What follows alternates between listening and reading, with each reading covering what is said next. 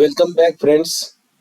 आजकल SME IPOs ने बहुत धमाल मचाई हुई है। बात करते हैं दीपक केमटेक्स की, जहां पे ये इशू एसएमई आईपीओ का 374 टाइम्स बेसिकली सब्सक्राइब हुआ। तो आप समझ सकते हैं कि लोगों का इसके प्रति जो अट्रैक्शन है वो काफी बढ़ते जा रहा है। ये वीडियो मेरी पूरी कोशिश रहेगी आपको इस एसएमई आईपीओस के बारे में ए टू जेड आपको कंप्लीटली नॉलेज देगा। शर्त यह है कि आप इसे कंप्लीटली देखें। इसके बाद में भले ही आपको एसएमई आईपीओस के जीएमपी के बेसिस पे आप अपना कॉल ले, लेकिन इसका ईच एंड एवरीथिंग जानना है तो आप ये वीडियो को अंत तक देखें।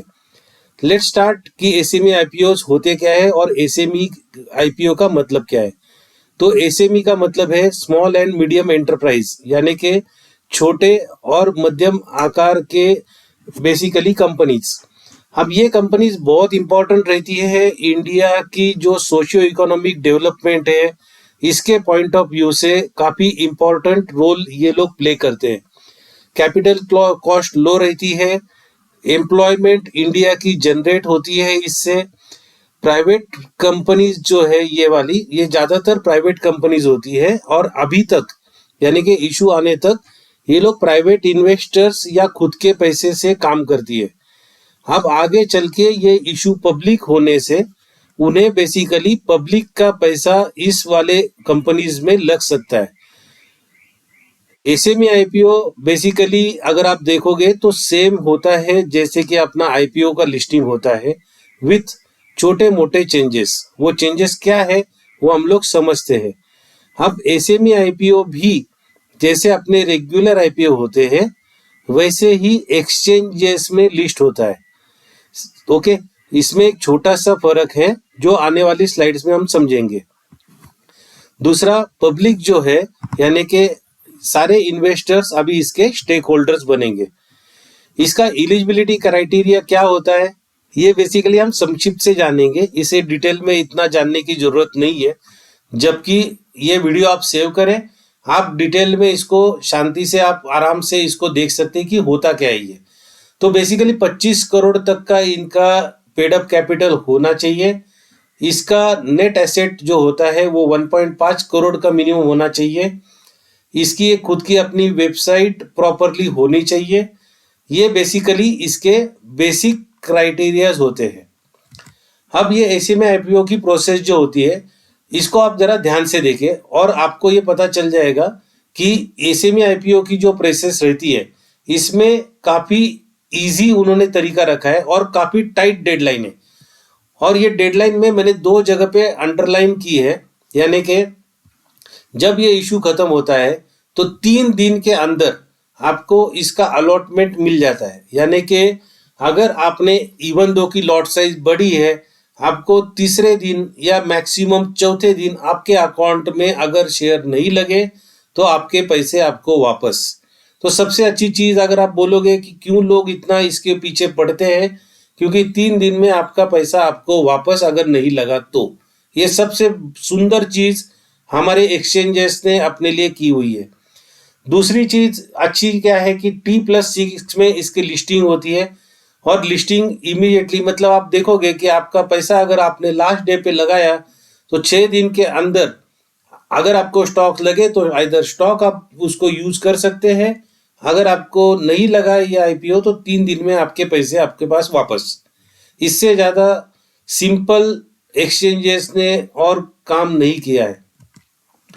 अब आते हैं हमको इसके डिफरेंस के बारे में कि अगर मान लो कि ये एक आईपीओ है और दूसरा भी एक आईपीओ है तो ये दोनों आईपीओ में फर्क क्या है। तो सबसे पहले कि इसका जो आईपीओ रहता है, ओके, इसके लॉट साइज बड़े रहते हैं। यानी कि अगर आप एसएमई का आईपीओ अगर देखोगे तो लॉट साइज जनरली 1 लाख के ऊपर और 1.5 लाख के अंदर होती है। वाइल अपना मेन बोर्ड जो आईपीओ रहता है उसकी जो लॉट साइज रहती है वो ज्यादा से ज्यादा 15,000 रुपए अपर कैप रहता है उसमें। तो ये मेन डिफरेंस हो गया। तो आपको अगर पैसे लगाने हैं तो आपके पास में अकाउंट में सेविंग में या एक्स्ट्रा मनी जो है वो अपने पास में 1 लाख के ऊपर पैसा लगेगा। आरबीएम इंफ्रा ये जो कंपनी है एसएमई आईपीओ, 36 रुपए पे ये स्टॉक लिस्ट हुआ था और अभी तक का लास्ट ट्रेडिंग जो है 290, यानी कि 700% प्रॉफिट इसने दिया है।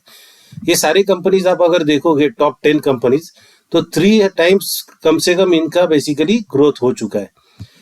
इसके अलावा अगर आप मान लो कि कुछ रिटर्न अगर वर्स्ट वाली चीजें देखते हैं कि कैसी है, तो इसके अंदर में आप अगर देखोगे तो पहला वाला स्टॉक अगर लेते हैं तो 175 रुपीज उसका अलॉटमेंट प्राइस था, लिस्टिंग 180 पे हुई, ओके, और अभी का भाव जो है वो 51 है, यानी कि आप 70% इसका प्राइस अभी लॉस हो चुका है। खाली अच्छी बात यह है इसमें कि लिस्टिंग प्राइस जो थी वो उसकी 180 थी, यानी कि लिस्टिंग के टाइम में अगर आप इससे बाहर निकल गए होंगे जो लोग, उनके लिए कहीं ना कहीं जाके थोड़ा सा सेफ्टी जोन था। आगे चल के कंपनी की चीजें थोड़ी डिटोरिएट हो गई, ठीक है। बट अगेन इसीलिए ये जानना जरूरी है कि कंपनी क्या है, कैसी जाएगी। हो सकता है कि वो आगे चल के 7 टाइम्स भी मल्टीपल अपने को दे सकती है। तो ये सारी चीजें जानने के लिए ये वीडियो देखना बहुत इंपॉर्टेंट है और इसका लर्निंग लेना बहुत इंपॉर्टेंट है। अगर हम लोग बात करते हैं कि इसकी आगे चल के होता क्या है, कि ये क्या एसएमई आईपीओ जो है वो आगे चल के मेन लाइन बोर्ड में आता है क्या। मेन लाइन बोर्ड यानी कि जिसके यूनिट, एक यूनिट में आप उसको ट्रेड कर सकते हैं, यानी कि कोई बोल सकता है कि मैं एक एचडीएफसी का शेयर लिया या मैंने एक टीसीएस का शेयर लिया, जबकि एसएमई आईपीओ में लॉट में बात होती है। तो लॉट से एसएमई का लिस्टिंग जब मेन बोर्ड पे होगा तो आप उसको एक शेयर के साइज में इसको हम लोग ट्रांजैक्ट कर सकते हैं। तो ये रिसेंटली कुछ 4 आईपीओ की मैंने लिस्ट की है जो कि रिसेंटली एसएमई से मेन बोर्ड पे शिफ्ट हुई है। तो जो अच्छी कंपनीज होती है, अच्छी परफॉर्म करती है, उनको से भी आगे चल के मेन बोर्ड में भी अप्लाई करवा लेती है।